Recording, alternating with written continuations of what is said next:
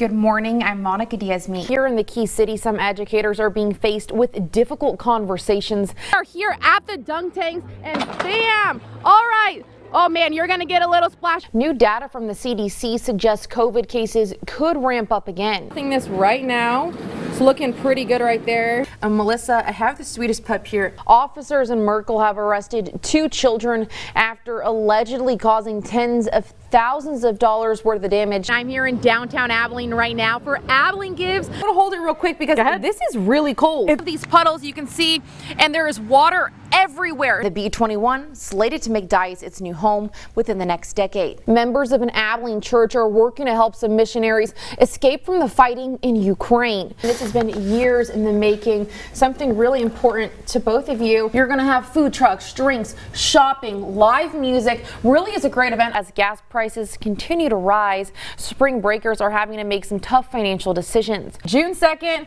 hopefully we see some good races. I'm excited to see the pictures, and we have some good challenges this year. Absolutely. There are new flavors, and we're going to try some this morning, so let's kind of talk about what we have here. This year, we're going all out. We are. What can people expect getting ready for the event? What can you guys tell us? The war in Ukraine is now in its 3rd week. A teenager paralyzed after a spinal cord injury during a football game in 2009. Well, last year, while fitted in an exoskeleton, he walked the stage at his college graduation, taking his first step in 12 years. Well, now he's becoming an inspiration to doctors as they take notes on his incredible recovery and how it can help others. This is at the nation's gas pumps soar. The White House says President Biden hasn't decided whether to ban Russian oil imports just yet. Now, this comes as Russian forces bear down on several Ukrainian cities.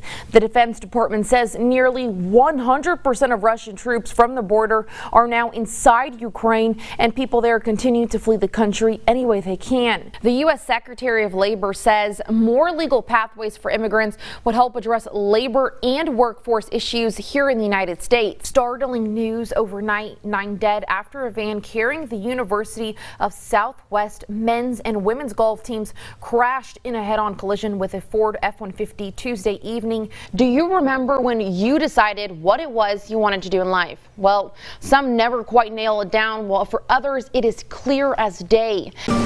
Whether it's the steam rolling off a fresh papusa, this is the mangolada we serve at Dad's Ice Cream, the taste of fresh mango covered in chamoy, or even a hot baking sheet with pan dulce. Food has a way of uniting people across borders and throughout generations. El pulgarcito es the tongue. Then my country es el pulgarcito, es a small country. Lupe Cardosa, owner of El Pulgarcito, is originally from El Salvador. Cardosa began making traditional papusas at an early age. Cuando yo estaba pequeña, mis abuelitas me enseñaron a hacerlas así como quesadilla. Esas eran las pupusas tradicionales de antes.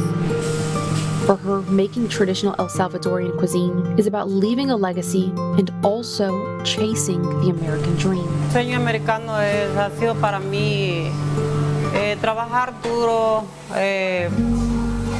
vivir aquí, criar a mis hijos y saber que mis hijos tienen un buen futuro aquí.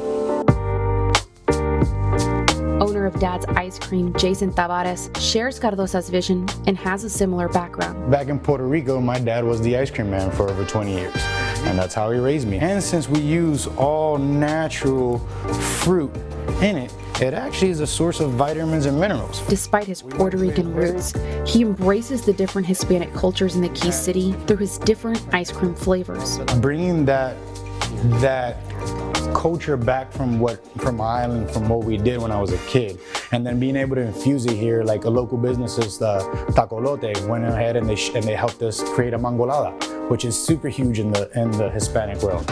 And we went ahead and we did our own version of it here with our ice cream. So you get the fresh mangoes, you get the chamoy de tajín, you get all that good stuff in a very different style that you can't find anywhere else. Unlike Cardosa and Tavares, Alfonso Hernandez from Hernandez Bakery is not carrying on a legacy, but rather starting one. Ahí empecé yo a trabajar. Estaba chiquillo, yo tenía como 8 años cuando empecé a trabajar en la panadería. Iba a la escuela y de la escuela, bueno, ahí dormíamos prácticamente en la panadería. Desde Obregón a Hermosillo, Platicamos muy bonito. Hernandez incorporating his Mexican culture through his panaderia and the music he shares with his customers. No soy profesional, no sé mucho tocar la guitarra, pero ahí le hago la lucha y inclusive muchos vienen aquí a festejar su cumpleaños, su birthday, como le dicen, y ahí me piden que les cante las mañanitas o el happy birthday. Although each individual has a unique cuisine, their Hispanic roots and desire to leave a legacy bonds them more than they could ever know. Ahí quedó con mucho cariño Sonora y sus ojazos negros. Gracias. For BigCountryHomepage.com, I'm Monica Diaz-Meek.